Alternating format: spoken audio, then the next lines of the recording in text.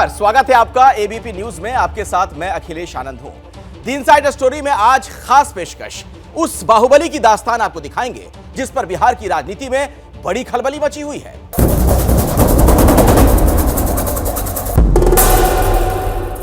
नमस्कार, स्वागत है आपका एबीपी न्यूज में। आपके साथ मैं अखिलेश आनंद हूं। द इनसाइड स्टोरी में आज हम आपके लिए लेकर आए हैं खास पेशकश बाहुबली 2। उत्तर प्रदेश में जहां एक ओर बाहुबली मटिया मेट हो रहे हैं, वहीं बिहार की बात की जाए तो यहां एक बाहुबली के लिए जेल का दरवाजा खुलने वाला है। आखिर सत्ता के लिए यह बाहुबली इतना जरूरी क्यों है? आखिर उसकी कैसी हनक रही? उसकी पूरी कहानी आज इस खास पेशकश में हम आपको दिखाने जा रहे हैं। जिस बाहुबली की रिहाई पर मचा है बड़ा सियासी घमासान।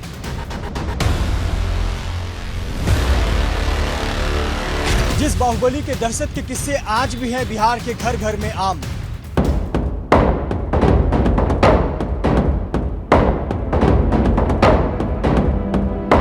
वो बाहुबली जो बिहार की जातीय संघर्ष की कोख से निकला।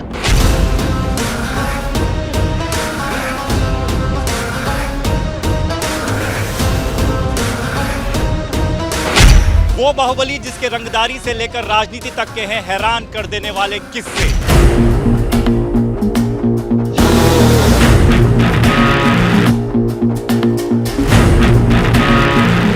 हम दिखाने जा रहे हैं उस बाहुबली के आतंक की पूरी कहानी।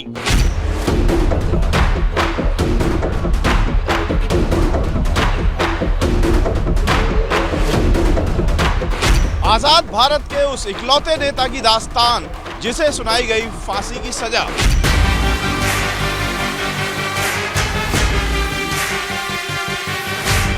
उस बाहुबली को किसने पाला, किसने पोसा और किसने बढ़ाया?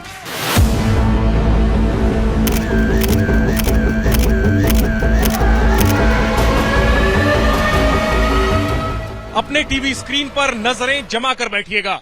इस बाहुबली का एक एक किस्सा बेहद चौंकाने वाला है।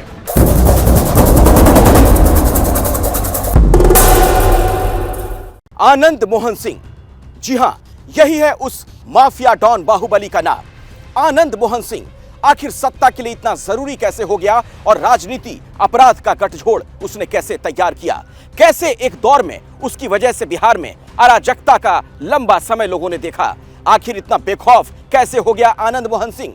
उसके डॉन बनने की क्या है कहानी? आखिर कहां से उसे मिला राजनीतिक संरक्षण? देखिए खास रिपोर्ट।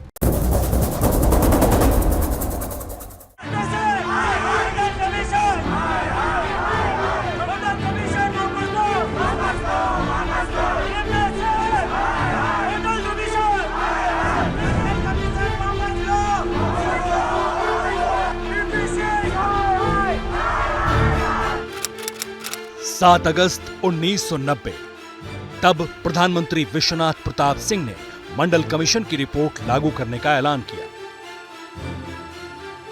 इस ऐलान के साथ ही देश में भारी बवाल शुरू हो गया।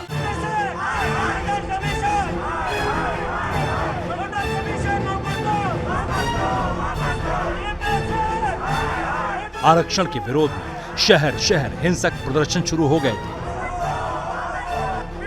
कहीं आगजनी हो रही थी, कहीं पुलिस हिंसक भीड़ को रोकने के लिए बल प्रयोग कर रही थी। ऐसे माहौल के बीच जातियों की गिरोहबंदी होने लगी थी। मंडल कमीशन की रिपोर्ट लागू होने के बाद सामाजिक ताना बाना पूरी तरह से चरमरा गया था। उत्तर भारत की सियासत बदल गई और इस बदली हुई सियासत में बिहार के नए चेहरे बने लालू प्रसाद यादव। पहले से ही जाति के जाल में फंसे बिहार में मंडल कमीशन की रिपोर्ट लागू होने के बाद हालात और बिगड़ने लगे। लालू अपनी सियासी जमीन को मजबूत करने के लिए अगड़ा पिछड़ा वाली सियासत को और मजबूत कर रहे थे। ये 90 के पहले वाला बिहार नहीं है, यह 90 के बाद वाला बिहार है। छाती तोड़ने की बात करते हो, वहीं पर लालू यादव खड़ा है। जब तबला बजेगा धिन धिन तो एक आदमी पर बैठेगा 3 दिन में बताना चाहता हूं। और लालू के इन तेवरों के विरोध में नए सुर सज रहे थे, नए चेहरे सामने आ रहे थे। इन्हीं चेहरों में एक नाम था आनंद मोहन।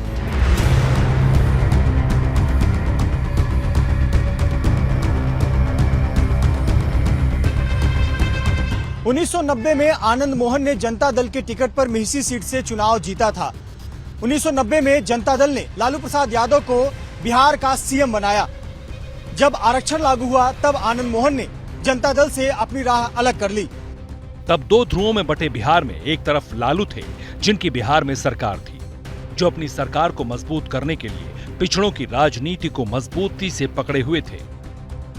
दूसरी तरफ आनंद मोहन जैसे युवा थे, जिन्होंने लालू राज के खिलाफ मोर्चा खोल दिया था। सर बगावत तेवर कोई विचार को थी, मंडल का मंडल वो उनको था कि आरक्षण जो लागू होगी तो हो सकता है उन पे एजुकेशन पर आरक्षण जन्मसिद्ध अधिकार था, पिछड़ों का, ओबीसी का, अत्यंत पिछड़ा का, गरीब का आज भी है। आज भी मैं कह रहा हूँ कि 90वीं सूची में हमको आरक्षण चाहिए। 72% आरक्षण दो। यदि 10% आरक्षण हमसे आप ले लिए हो तो हमको 72 दोगे ना। आप लीजिए 10% लीजिए, नहीं 15 लीजिए, लेकिन हमको 72 दो। आज भी मैं अपने राइट पर खड़ा हूँ। इस राजनीतिक लड़ाई में आरक्षण एक मुद्दा था। आरक्षण का विरोध अगड़ों को एकजुट करता था। आनंद मोहन ने इसी मुद्दे को मजबूती से पकड़ लिया। जो उस समय जो राज था वो हमारा विरोधी है, तो जब हमारा विरोधी है और ये जो है उसका विरोध करता है, तो उसमें वो अपना नेतृत्व देखते थे, वो अपना मसीहा मानने लगे। आरक्षण विरोध के नाम पर आनंद मोहन ने लालू यादव से रास्ता अलग कर धीरे धीरे अगड़ों की मजबूत पकड़ बना ली और फिर लालू विरोधियों को एकजुट करने के लिए उन्होंने नई पार्टी बना ली। साल 1993। अब तक आनंद मोहन बिहार में एक खास वर्ग के युवाओं के बीच नायक का दर्जा हासिल कर चुका था। जब आनंद मोहन का काफिला निकलता तो बुलेट पर सवार सैकड़ों नौजवान आगे पीछे होते, सबके हाथों में हथियार होते। और उस समय लालू प्रसाद यादव का राज था। लालू प्रसाद यादव के राज को लेकर के अपर कास्ट में था कि ये जो है बैकवर्ड समर्थक हैं, मुसलमान समर्थक है, हम लोगों का पूछ नहीं है। उसी लोकप्रियता को राजनीतिक मंच देने के लिए आनंद मोहन ने पार्टी बनाई, Bihar people's party. Bihar people's party के बैनर तले आनंद मोहन ने लालू राज के खात्मे के लिए बिहार विधानसभा चुनाव लड़ने का ऐलान कर दिया। 1994 में वैशाली लोकसभा सीट पर उपचुनाव का ऐलान हुआ था और तब तक आनंद मोहन की बिहार पीपुल्स पार्टी पूरे बिहार में अपना संगठन तैयार कर चुकी थी और अब तैयारी थी चुनावी रण में उतरने की। बिहार की राजनीति के आसमान में लालू का सूरज तेजी से चमक रहा था। दूर दूर तक लालू का कोई विरोधी नहीं दिख रहा था।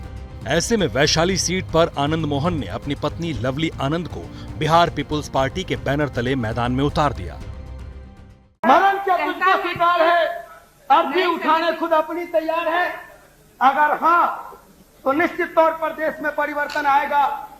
क्रांति की लंबी चौड़ी बातें, निश्चित तौर पर क्रांति की गंगा आसमान से उतरेगी। धुआंधार प्रचार हुआ। आनंद मोहन और लवली आनंद की सभाओं में हजारों की भीड़ जुटने लगी। महज 1 साल पुरानी पार्टी के चर्चे पूरे बिहार में थे। जब चुनाव के नतीजे आए तो बिहार की राजनीति में आनंद मोहन का कद और बड़ा हो गया। आनंद मोहन की पत्नी लवली आनंद ने वैशाली सीट जीत ली थी। लवली आनंद की जीत के बाद आनंद मोहन का नाम बिहार की राजनीति में लालू के विकल्प के तौर पर लिया जाने लगा। यानी आनंद मोहन बिहार की राजनीति में लालू विरोधी खेमे की धुरी बना। बिहार पीपुल्स पार्टी ने 1995 में होने वाली विधानसभा की तैयारी जोर शोर से शुरू कर दी। आनंद मोहन की पार्टी के नेताओं ने विधानसभा चुनाव लड़ने की तैयारी शुरू कर दी। इन्हीं नेताओं में से एक था कौशलेंद्र शुक्ला उर्फ छोटन शुक्ला। छोटन शुक्ला आनंद मोहन की पार्टी का नेता था, लेकिन उसके दामन पर कई दाग थे। मुजफ्फरपुर का डॉन था छोटन शुक्ला। आरक्षण विरोधी अगड़ों वाली राजनीति में छोटन आनंद मोहन का दोस्त और हमकदम था। दिसंबर 1994 वो तारीख जब छोटन शुक्ला की हत्या हो गई। तब छोटन शुक्ला केसरिया से विधानसभा चुनाव लड़ने की तैयारी कर रहा था। उसकी हत्या के बाद मुजफ्फरपुर में बवाल शुरू हो गया। 5 दिसंबर छोटन शुक्ला का अंतिम संस्कार होना था। आनंद मोहन अपनी पत्नी लवली आनंद के साथ मुजफ्फरपुर पहुंच चुका था। छोटन शुक्ला को आखिरी विदाई देने के लिए हजारों की भीड़ जुटी थी। हर तरफ बदला लेने वाले नारों की गूंज थी। मुजफ्फरपुर के भगवानपुर चौराहे पर आनंद मोहन का भाषण हुआ। मंच से आनंद मोहन ने बदला लेने का नारा दिया। जब आनंद मोहन का भाषण खत्म हुआ, उसी वक्त गोपालगंज के डीएम जी कृष्णैया हाजीपुर से गोपालगंज लौट रहे थे। साथ में उनके अंगरक्षक भी थे। लाल बत्ती वाली गाड़ी देखकर छोटन शुक्ला की शव यात्रा में शामिल भीड़ बेकाबू हो गई। देखते ही देखते लोगों ने गाड़ी को घेर लिया। इससे पहले कि कृष्णैया कुछ समझ पाते, भीड़ ने उन्हें गाड़ी से बाहर खींच लिया। भीड़ ने पत्थर से कुचलकर डीएम कृष्णैया की हत्या कर दी। डीएम कृष्णैया पर फायरिंग भी की गई। आपने उस व्यक्ति के व्यक्तित्व की बात की है, फिनोमिनल। बहुत कम लोगों को हमने देखा है कि उस लेवल पर सहज, बहुत ही जिंदा दिल आदमी, कोई भेदभाव जाति का या वर्ग का, he had a feeling for the poor people. दिन दहाड़े बीच सड़क पर डीएम की हत्या से बिहार में सनसनी मच गई। खबर पटना पहुंचते ही हड़कंप मच गया।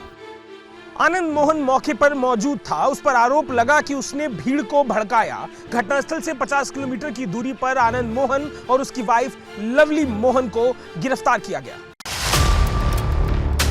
पुलिस चार्जशीट में कृष्णैया की हत्या के लिए आनंद मोहन, लवली आनंद, मुटकुन शुक्ला, मुन्ना शुक्ला, बरसों चले मुकदमे के बाद इस केस में 2007 में निचली अदालत ने आनंद मोहन को सजाए मौत सुनाई। 2008 में हाईकोर्ट ने इसे उम्र कैद में बदल दिया। 2012 में सुप्रीम कोर्ट ने फैसले को बरकरार रखा। अब बिहार सरकार की मेहरबानी के कारण आनंद मोहन जेल से बाहर आ रहा है। वहीं मारे गए डीएम कृष्णैया की पत्नी सवाल उठा रही हैं। एक पूरा आदमी बहुत अरमाने लेकर आप स्टेट को सर्विस करने के लिए आया था, उसके बारे में सोचो थोड़ा सा। ऐसा उसको मारा गया है, उसके मुंह के ऊपर शूट किया है। बोले तो उसको वो लोग कितना क्रिमिनल्स है, हार्डकोर क्रिमिनल्स है, पता चलता है उससे। चीफ मिनिस्टर जी को जरूर इसको वापस लेना चाहिए। अपराधियों और बाहुबलियों पर एक्शन का दावा करने वाले नीतीश कुमार की सरकार सवालों में है। हालांकि बिहार में पिछले 2 दशक में बहुत कुछ बदल चुका है। लालू का विरोध कर नेता बने आनंद मोहन के बेटे चेतन आनंद खुद आरजेडी से विधायक हैं। सुशासन का दावा करने वाले नीतीश कुमार ने आनंद मोहन की रिहाई का रास्ता बनाया है और कल तक कानून की नजरों में अपराधी आनंद मोहन के साथ अब कई माननीय नजर आ रहे हैं।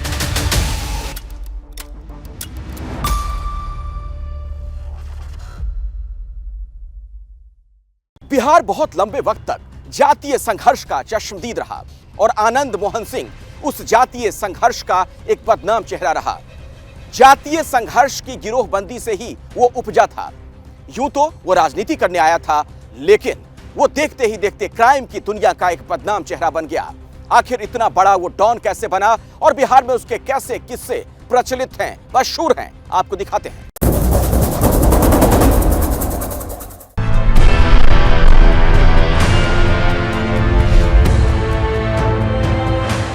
ये कहानी 80 के दशक के आखिरी सालों से शुरू होती है, जब उत्तरी बिहार में कोशी के इन्हीं किनारों पर बाहुबलियों की नई नस्ल परवान चढ़ रही थी। इन्हीं में एक नाम था आनंद मोहन। इनकलाब नहीं, पैसा है, सौदा है, इसकी दुकानें हैं, हाट बाजारें हैं, जिनमें वो कपड़ों के मोल भाव बिकता है। चांदी और सोने की इसकी तराजू में आदमी से लेकर ईश्वर तक खुलता है। और यहाँ दिल दिल के बीच दीवारें हैं, इसको गिराना आसान नहीं। हजहत के जितने भी ठगे ठेकेदार हैं, सब के सब इन्हीं के सहारे पे ठहरे। आनंद मोहन वो नाम जिसने बिहार के सियासी फलक तक पहुंचने का अपना रास्ता बनाया। ये रास्ता था जरायम का, जुर्म की उस दुनिया का जिसमें जिसका जितना बड़ा ग्राफ उसका उतना ही बड़ा कद। उसी कदकाठी जैसा ताकतवर रहा है आनंद मोहन। बात साल 1991 की है, जब एक घटना ने बिहार की जातीय राजनीति में रंजिश को नया मोड़ दे दिया। 7 नवंबर 1991, मधेपुरा, बिहार। यही तारीख थी जब आनंद मोहन अपने हथियारबंद समर्थकों के हुजूम के साथ एक रैली के बाद मधेपुरा के मुरलीगंज लौट रहा था। इसी दौरान आनंद मोहन का काफिला जानकी नगर के पास पहुंचा तो अचानक फायरिंग शुरू हो गई। दोनों तरफ से दनादन गोलियां चलने लगी। इस अंधाधुंध फायरिंग में आनंद मोहन के 2 समर्थक मारे गए। फायरिंग का इल्जाम पप्पू यादव पर लगा। आनंद मोहन के एक समर्थक के बयान पर पप्पू यादव और उनके 11 समर्थकों के खिलाफ केस दर्ज कर दिया गया।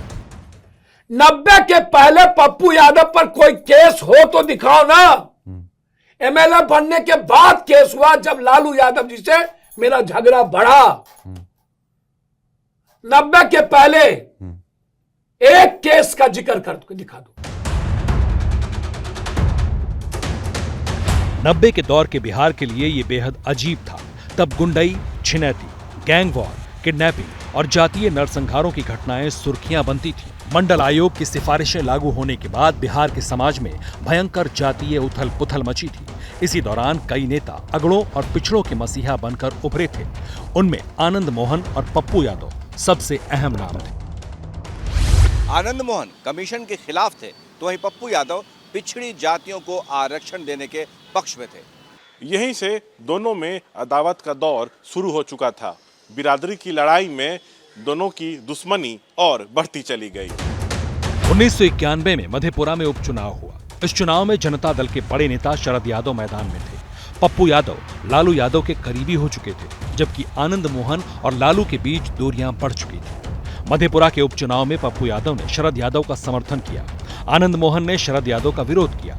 यहीं से आनंद मोहन बनाम पप्पू यादव की अदावत का ऑफिशियल अनाउंसमेंट हो गया था, जिसके बाद कोशी के इलाके में वर्चस्व की जंग परवान चढ़ती रही। दोनों ही अपनी अपनी जाति के रॉबिन हुड बने हुए थे। कहा जाता है कि दोनों के काफिलों में होड़ रहती थी।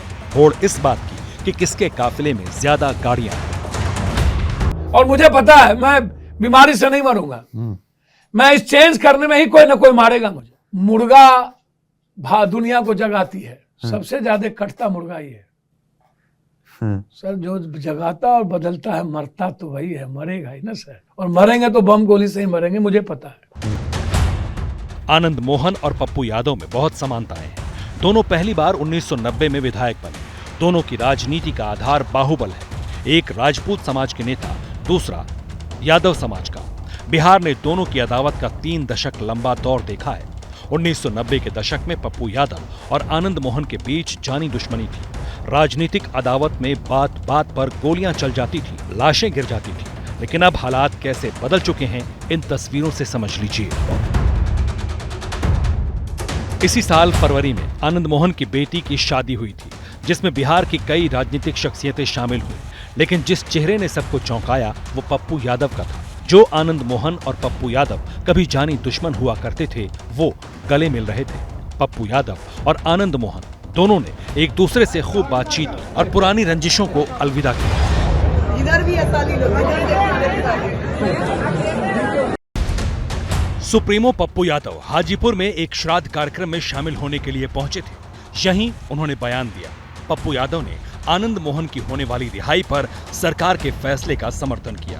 पप्पू यादव ने कहा कि आईएएस अधिकारी की हत्या मॉब लिंचिंग में हुई थी, लेकिन परिस्थिति ऐसी बनी कि आनंद मोहन को जेल जाना पड़ा और सजा काटनी पड़ी। जब कोई घटना घटित होती है तो आजकल पॉलिटिकल हो जाता है। अब आनंद मोहन जी का सवाल नहीं है, और भी लोग और भी चीजें हुई।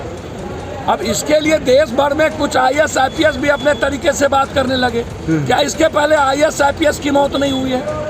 क्या इस हिंदुस्तान में और भी डीएम और भी लोगों की हत्या नहीं हुई है? बक्सर में आत्महत्या कर लिया डीएम, क्या हुआ? आज तक उस पर कोई बवाल हुआ? वक्त और हालात के साथ आनंद मोहन के खिलाफ पप्पू यादव के ताव और भाव बदल चुके हैं। लेकिन बिहार के एक तबके को अब भी आनंद मोहन का जातीय राजनीति के रसूख का बखूबी अंदाजा है। उसके पास वोट है। आज के तिथि में भी राजपूतों का वो नेता है। ये इसमें कोई मतलब शंका अशुभा नहीं है।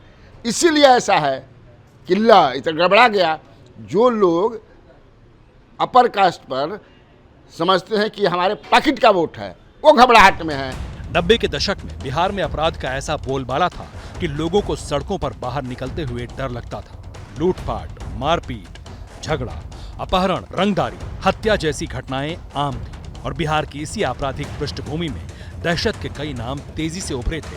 सिवान में साहब कहे जाने वाले शहाबुद्दीन हो, मोकामा के अनंत सिंह या सुनील पांडे, रमा सिंह या फिर मुन्ना शुक्ला या फिर आनंद मोहन ही क्यों न हो, जिनकी दबंगई के किस्से बिहार आज तक नहीं भूला है। कोसी बेल्ट में इसलिए उसमें मसीहा का कि कोसी में जो मधेपुरा है वहाँ पर एक टीचर, एक ब्राह्मण थे, उनके टीचर थे, उनकी पतोहू या बेटी के साथ कुछ गुंडों ने बदमाशी किया था। उसके फेवर में आनंद मोहन आ गए और जो लोगों ने किया था उनको इन्होंने सजा दी थी। उसका सर काट करके उन्होंने जो है तलवार की नोक पर घुमाया था। बिहार की जातीय राजनीति की तारीख ऐसे अनगिनत किस्सों से भरी पड़ी। एक दौर में खौफ के पर्याय आनंद मोहन सिंह की जेल से रिहाई हो रही है तो जानी दुश्मन रहे पप्पू यादव ने भी बेटी की शादी में शामिल होकर गले मिलकर सारे गिले शिकवे खत्म कर दिए। सियासी जानकारों की माने तो ये दोस्ती कोशी के उसी अंचल में असर दिखा सकती है जहां एक दौर में दोनों की बंदूकें गरजती थी। होता क्या है ये तो वक्त ही बताएगा।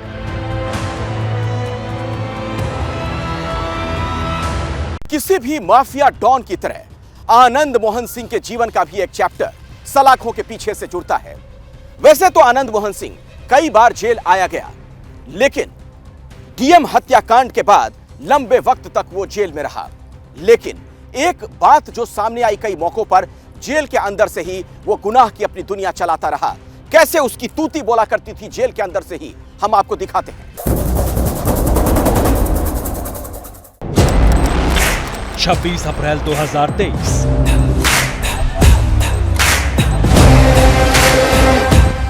सफेद रंग की सफारी गाड़ी में फ्रंट सीट पर बैठा बाहुबली आनंद मोहन। फिर जेल के फाटक खुलते हैं और आनंद मोहन गाड़ी से अपना सामान उतरवाकर जेल के अंदर एंट्री करता है। देखिए, आनंद मोहन जो है सहरसा जेल पहुंच चुके हैं। हम बात करने की भी कोशिश करेंगे। आनंद मोहन जी एक मिनट थोड़ा देखिए। आनंद मोहन जी सहरसा जेल आए हैं। आज पेरोल इनकी खत्म हो गई है। आज रात इनकी सहरसा जेल में बीतेगी, कल ये रिहा होंगे। बिहार सरकार ने इनके रिहाई के आदेश पे जो है मोहर लगा दी है। बेटे की सगाई के लिए 15 दिन की पैरोल पूरी होने के बाद बाहुबली आनंद मोहन इसी अंदाज में सहरसा जेल वापस लौटा। जाते जाते बोला, अब जो भी कहूंगा वापस लौट कर कहूंगा, लौट के आऊंगा तो बात करूंगा। वैसे भी अब आनंद मोहन के सलाखों के दिन गिनती के ही रह गए हैं। कुछ नहीं कहना चाहेंगे, निकल के बोले ना। कोई सवाल देखिए, अब जितना सवाल जवाब करना था सबका दे चुके हैं, कुछ नया नहीं है। वो इसलिए नीतीश सरकार ने इसी महीने जेल मैनुअल में संशोधन किया है, जिसमें अब ड्यूटी पर तैनात सरकारी सेवक की हत्या अपवाद की श्रेणी में नहीं गिना जाएगा। सरकारी अफसर की हत्या के मामले में ही आनंद मोहन को सजा हुई थी। 2007 में नीतीश सरकार ने जेल मैनुअल को इतना सख्त बनाया कि आनंद मोहन सरीखे बाहुबली जेल से बाहर नहीं आ पा रहे थे।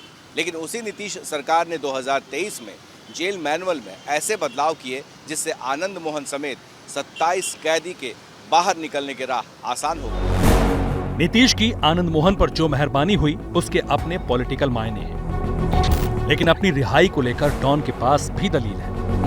अगर लोग सजा काट लेंगे तो नियम विरुद्ध उसको जेल में रखिएगा। जो जिस चीज की जितनी सजा है कोई हमको नहीं समझ में आ रहा है कि आप पता कीजिए, सब अपनी सजा काट के ही निकले होंगे कि मैं चुनौती देता हूं, सरकार पहले नहीं चुनौती। वैसे आनंद मोहन का जेल से लंबा नाता रहा है। एक ऐसा बाहुबली जो कि जेल से ही चुनाव जीतता और जितवाता रहा है। साल 1996 देश में लोकसभा चुनाव हो रहे थे। उस वक्त आनंद मोहन जेल में था। हालांकि इससे आनंद मोहन की राजनीतिक महत्वाकांक्षा पर फर्क नहीं पड़ा। बाहुबली ने समता पार्टी के टिकट पर 1996 में शिवहर सीट से जेल से ही दावेदारी की, चुनाव लड़ा और जनता दल के उम्मीदवार रामचंद्र पूर्वे को 40,000 से ज्यादा वोटों से हरा दिया। जेल से बाहुबली आनंद मोहन ने चुनाव ही नहीं लड़ा, बल्कि उसकी कई अपराध कथाओं का कनेक्शन भी जेल से जुड़ता है। वैसे बाहुबली से माननीय बनने की आनंद मोहन की यात्रा भी कम दिलचस्प नहीं है। आनंद मोहन न सिर्फ बिहार की विधानसभा बल्कि देश की संसद में भी निर्वाचित होकर जाता रहा है, वो भी अलग अलग पार्टियों से। 1990 में महिषी सीट से जनता दल के टिकट पर विधायक बना। 1996 में शिवहर लोकसभा सीट से समता पार्टी के टिकट पर सांसद बना। 1998 में शिवहर से ही राष्ट्रीय जनता पार्टी के टिकट पर सांसद चुना गया। लेकिन माननीय होने के बावजूद बाहुबली का अपराध से नाता बना रहा। 1994 दोनों हाथों में बंदूक उठाए आनंद मोहन की यह तस्वीर उसी साल की है। वही साल जब बिहार के गोपालगंज के डीएम जी कृष्णैया की हत्या हुई और जिस मामले में आनंद मोहन को पहले फांसी की सजा हुई, जो बाद में ऊपरी अदालत में उम्र कैद में बदल गई।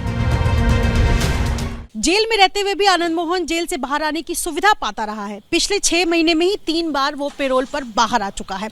अब तो खैर उसके जेल के दिन समाप्त होने का काउंटडाउन भी शुरू हो चुका है। एक जमाने में बिहार की राजनीति में न सिर्फ आनंद मोहन सिंह का जलवा रहा, बल्कि उसके पूरे परिवार का दबदबा हुआ करता था। उसकी पत्नी लवली आनंद एक वक्त में सांसद भी रहीं और उनकी सभाओं में लाखों की भीड़ जुटती थी। हालांकि लवली आनंद सिर्फ एक बार वैशाली से लोकसभा का उपचुनाव जीत पाई थी, इसके अलावा वो कुछ खास करिश्मा नहीं कर पाई।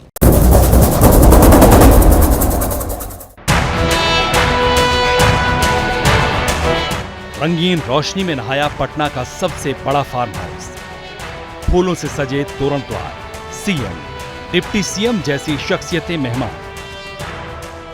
पैरोल पर जेल से छूटने वाले आनंद मोहन के खानदान के रसूख और रुआब को जानना है तो 2 दिन पहले की इन तस्वीरों को देखिए। पटना की ये तस्वीरें उस वक्त की है जब आनंद मोहन के बेटे की सगाई हो रही थी। जश्न में शामिल होने खुद आनंद मोहन पैरोल पर जेल से बाहर आया था। बिहार के मुख्यमंत्री नीतीश कुमार से लेकर सरकार के कई मंत्री मौजूद रहे और होते भी क्यों नहीं, आनंद मोहन के खानदान में माननीयों की लंबी लाइन जो है। बड़ा बेटा चेतन आनंद शिवहर से आरजेडी के विधायक है। आनंद मोहन के बेटे की होने वाली बहू डॉक्टर है।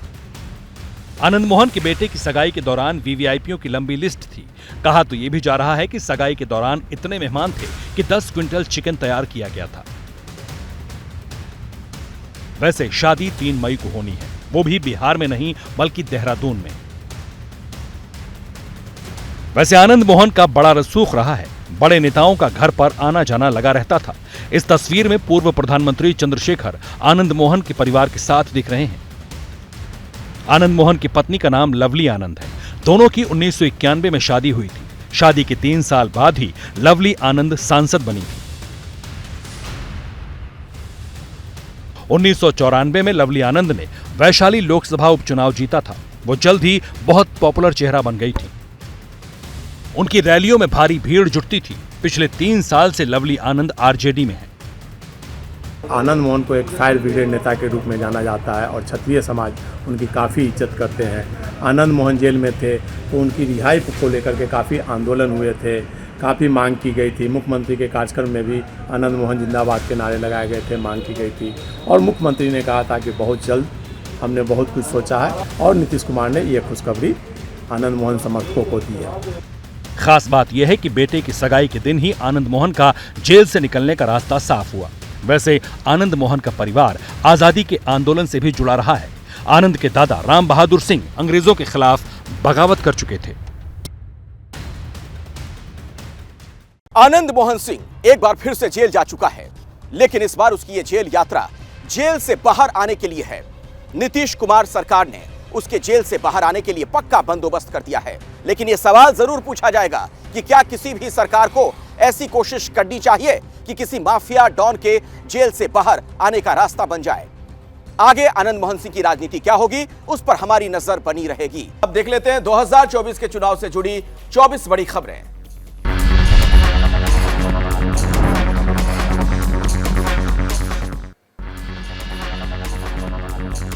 पीएम मोदी कर्नाटक बीजेपी के 50 लाख कार्यकर्ताओं के साथ करेंगे बैठक, डिजिटल माध्यम से करेंगे संवाद।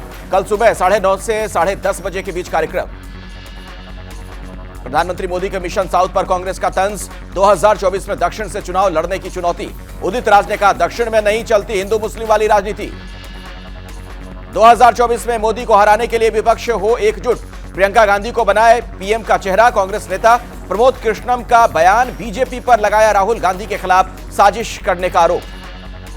कर्नाटक फतह के लिए राहुल गांधी करेंगे स्थानीय मुद्दों पर फोकस। अगले 2 दिनों के दौरान 10 जनसभाओं को करेंगे संबोधित। कर्नाटक चुनाव प्रचार में सीएम योगी की एंट्री, मांड्या और विजयपुरा में रैली को किया संबोधित। कहा, हम तुष्टीकरण नहीं बल्कि हर नागरिक के सशक्तिकरण के विकास को लेकर आगे बढ़ रहे हैं। कर्नाटक के चित्रदुर्ग में प्रियंका गांधी ने किया रोड शो, बोला राज्य सरकार पर हमला। कहा, शेट्टार ने बीजेपी से विश्वासघात किया। कर्नाटक के चित्रदुर्ग में प्रियंका गांधी ने किया रोड शो, बोला राज्य सरकार पर हमला। कहा, आरक्षण के नाम पर बीजेपी ने दिया धोखा, लिंगायतों को कोई लाभ नहीं मिलेगा।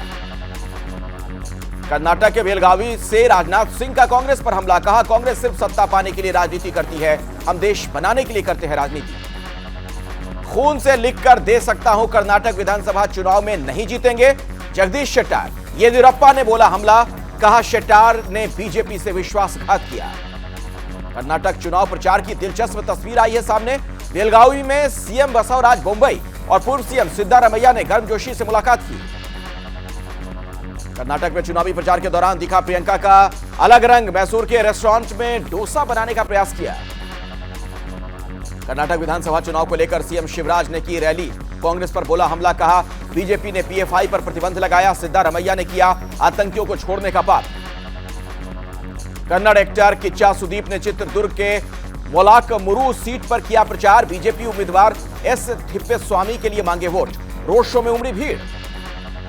वीडियो कॉन्फ्रेंसिंग के जरिए पीएम सौराष्ट्र तमिल समागम में हुए शामिल। कहा देश को ले जाना है आगे, रास्ते में तोड़ने और भटकाने वाली ताकतें मिलेंगी। राम मंदिर निर्माण पर भूपेश बघेल ने कहा निर्माण बीजेपी वाले नहीं करवा रहे, सुप्रीम कोर्ट के आदेश पर बन रहा है।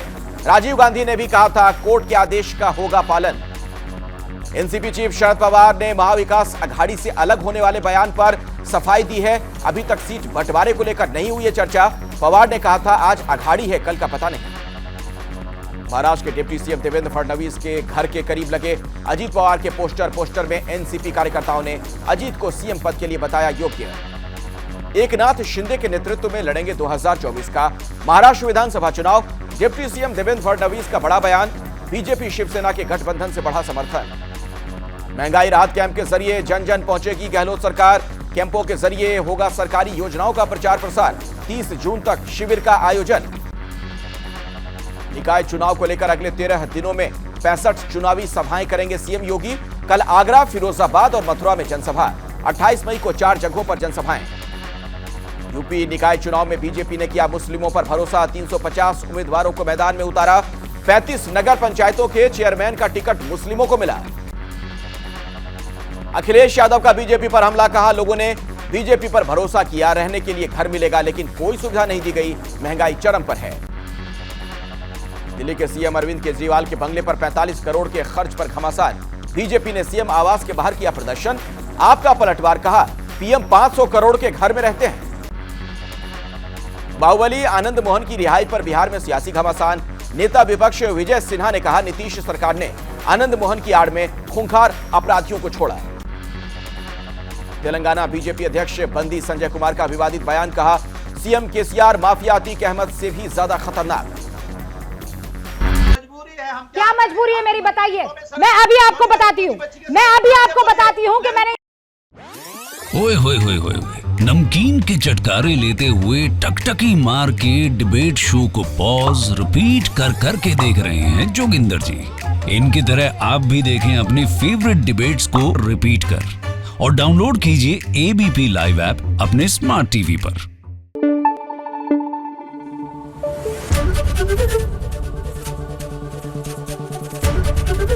एबीपी न्यूज आपको रखे आगे।